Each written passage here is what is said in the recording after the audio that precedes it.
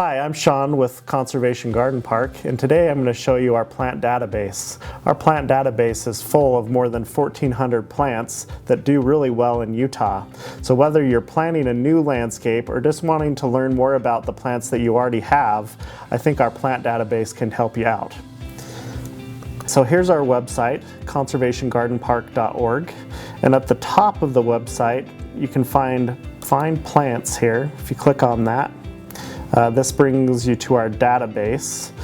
So there's a whole bunch of different things and filters that you can click on here, plant type, bloom season, things like that. But let's say you want to look for a specific echinacea or coneflower, which does really well here in Utah. So if you type in echinacea, it brings up all the different echinacea and coneflower that are in the garden. So one of my favorites is the Cheyenne Spirit coneflower. So if you select that and click search, it'll bring up this Cheyenne Spirit coneflower on our database. You can click on it. So this is the main page for the plant.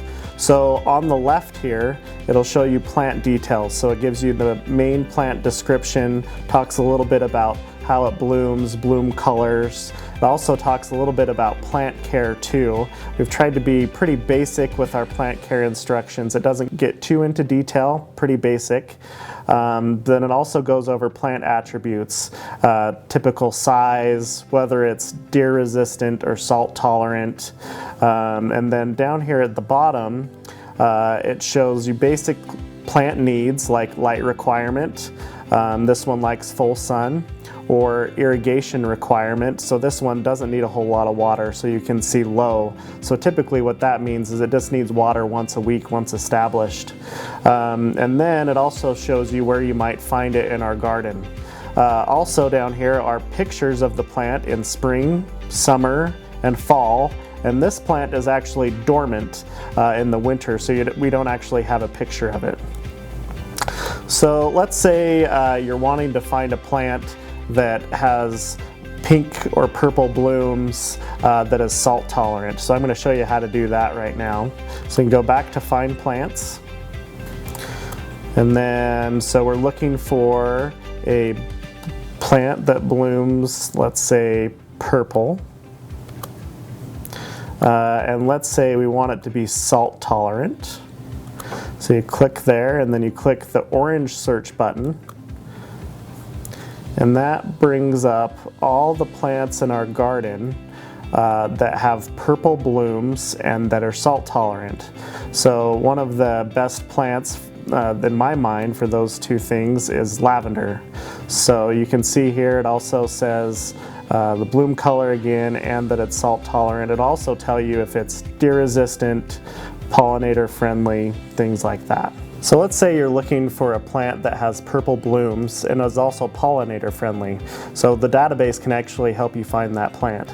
So if you come down to the filters and select bloom color, you can select purple for the bloom color, and then you can click on pollinator friendly, click search. It brings up all the plants in the garden that have purple blooms and that are pollinator friendly. So one of my favorites is this Provence lavender here.